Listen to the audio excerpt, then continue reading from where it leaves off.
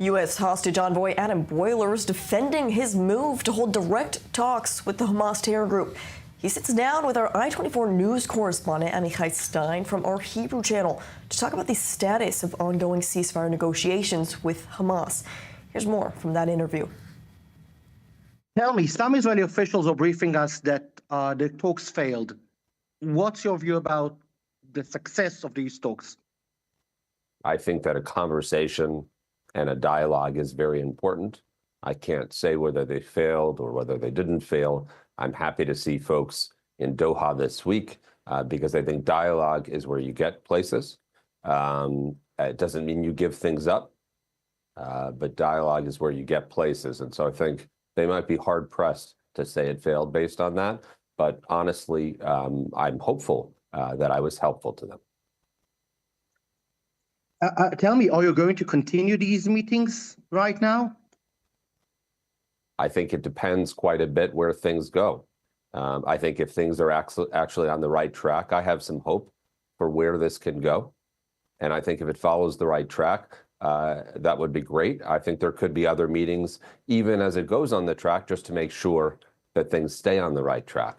I've never found communication and dialogue bad. I found what people can give during that dialogue. And what you'll see is the United States does not give money to people. The United States uses a strong hand when we have people that have our citizens, and that includes allies like Israel.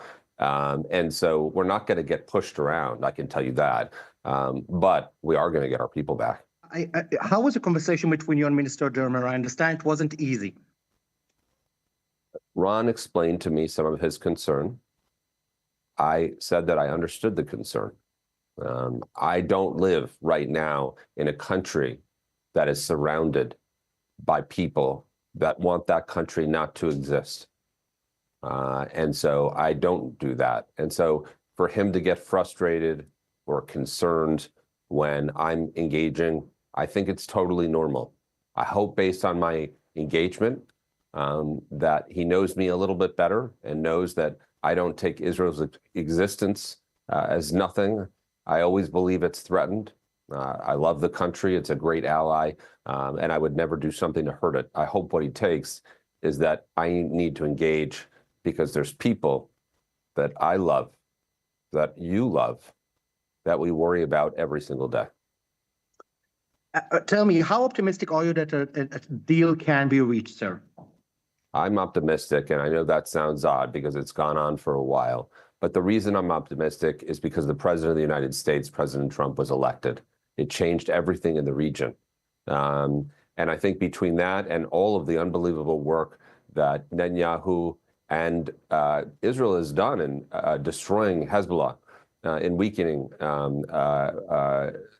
Syria, in what they've done in Iran, all of these things have created a different Middle East than we had before. And so I think there's an answer here. And I think the answer is that Hamas lays down their arms, we exchange prisoners, and they go into a long-term truce where they don't fight. They're not part of any political party. And that gives us lots of cooling off time because there's a lot of families that are very angry at each other on both sides in that case. And then we think about rebuilding Gaza. We've got to. We can't just have rubble. And so I think all those things can happen. And I think Hamas at this point is somewhat realistic about what is possible.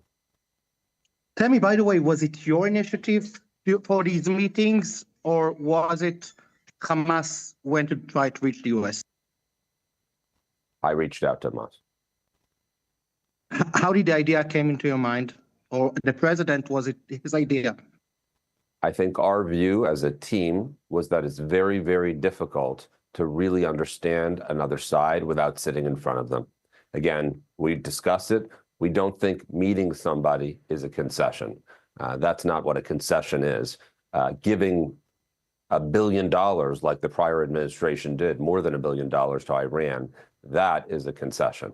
And so we don't give concessions in meetings unless we get a lot back. And so our view was very clearly to sit there, listen, understand what things are important to the other side, and then think through where are there commonalities. Oftentimes there are some commonalities because you need to think exactly what you're saying, Amichai. Until you can see the end and the terms of the end, it's hard to get there. And I'll tell you, I think I see the end. What is, let's say, the bottom line? What's your message to the Israeli public right now, who is asking himself, what is your important message to them?